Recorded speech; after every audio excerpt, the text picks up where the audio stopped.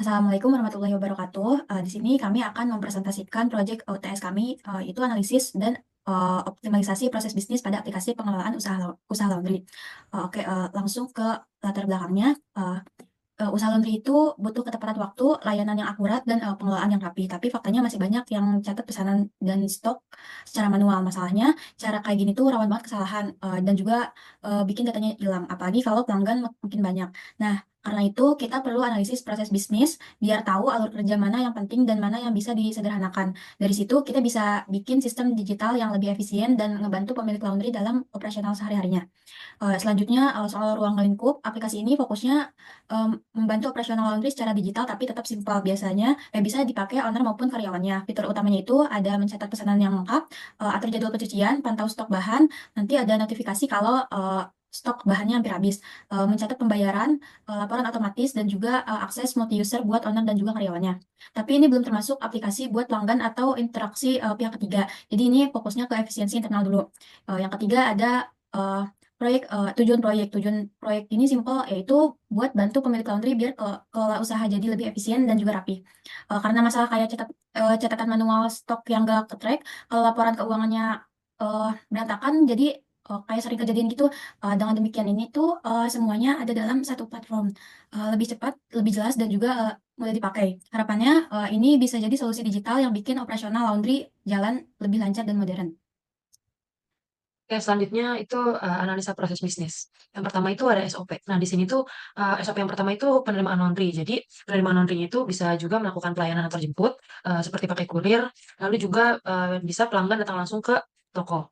Lalu yang kedua itu mencatat pesanan laundry masuk. Nah, setelah laundry diterima, owner itu akan, mencatat data seperti kalau manual itu kita dapatnya itu kayak nota, tapi di sini juga, kita bisa mencatatnya itu secara digital di aplikasi. Jadi datanya itu nggak hilang, untuk nyarinya itu nggak susah.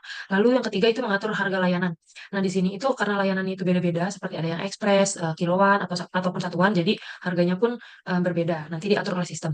Lalu yang keempat ada melacak pembayaran. Nah, melacak pembayaran ini tuh kita karena, sistem pembayaran itu nggak cuma cash, seperti juga ada kris, jadi, setelah pesanan dicatat, kita itu bisa memilih metode pembayaran. Dan nanti ada status pembayaran juga sudah lunas ataupun belum lunas.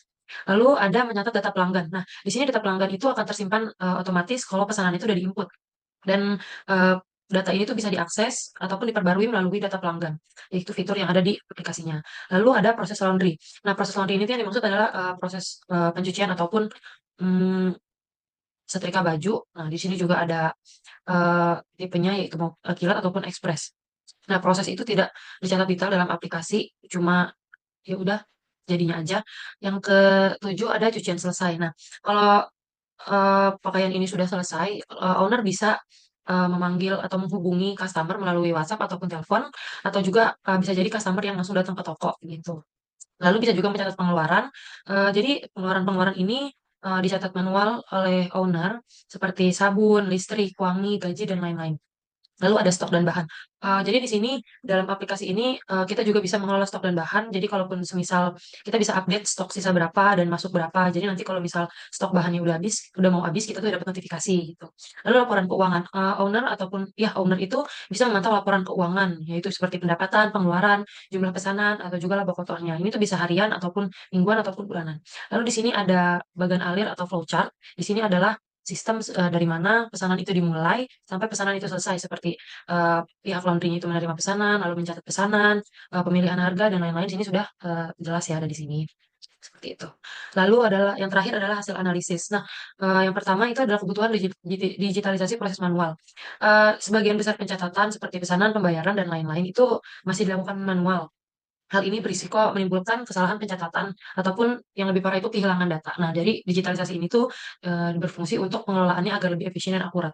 Lalu kurangnya integrasi antar proses. Jadi pada proses ini seperti pencatatan pelanggan, stok bahan dan lain-lain itu, pada aplikasi ini akan mempermudah pemilik usaha untuk melakukan pelacakan status pesanan.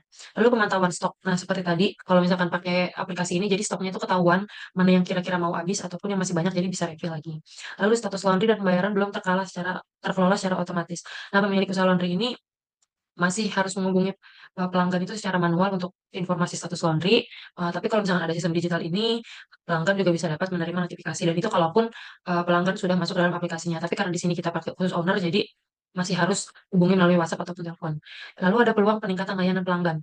Nah, karena saat ini pelanggan masih berfokus pada WhatsApp ataupun telepon, ke depannya integrasi itu kita bisa nerima notifikasi dari pelacakan status pesanan pada aplikasi.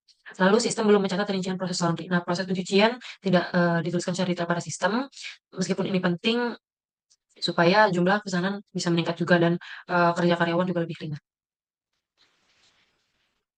Kemudian di bab ketiga ini ada persyaratan program. Yang pertama ini ada diagram proses bisnis. Di sini kita pakai diagram swimlane.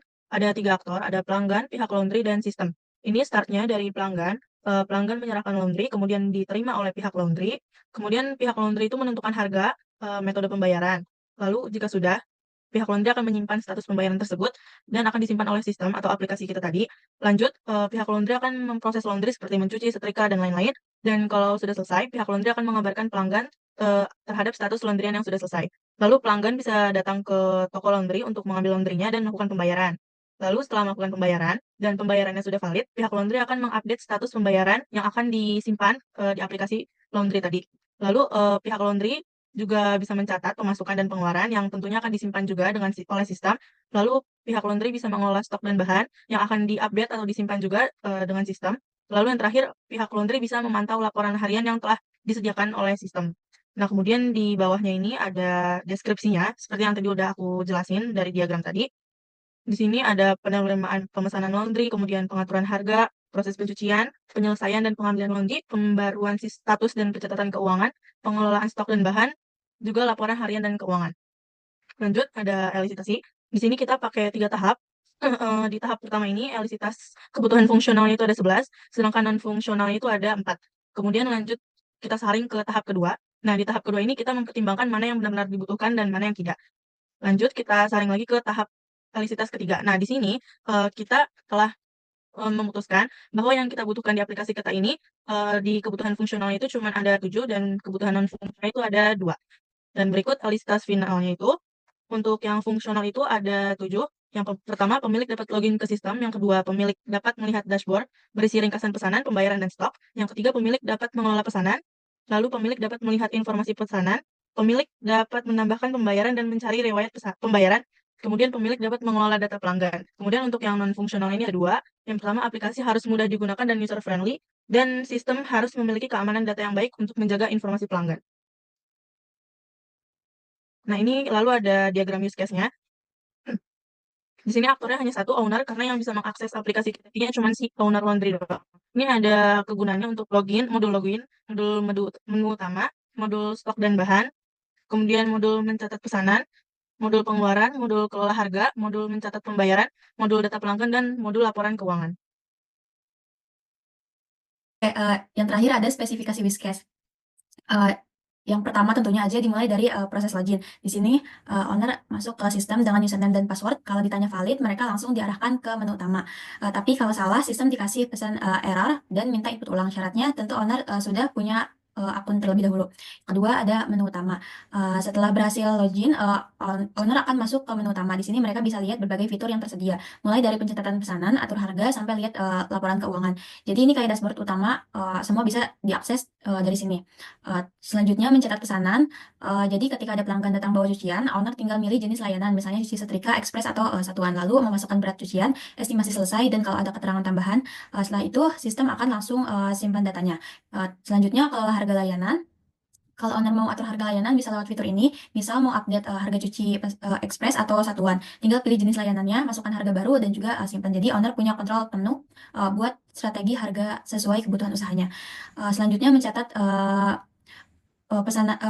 pembayaran. Owner juga bisa langsung input status pembayaran. Jadi pilih metode pembayaran tunai atau kris, terus tandain apakah sudah lunas atau belum. Sistem akan simpan status ini, jadi kita bisa pantau pembayaran dengan lebih jelas. Selanjutnya data pelanggan. Data pelanggan juga otomatis tercatat setiap kali ada pesanan masuk. Owner bisa buka menu ini untuk lihat riwayat pelanggan, atau kalau ada perlu diupdate tinggal ubah langsung di sistemnya. Selanjutnya stok dan bahan.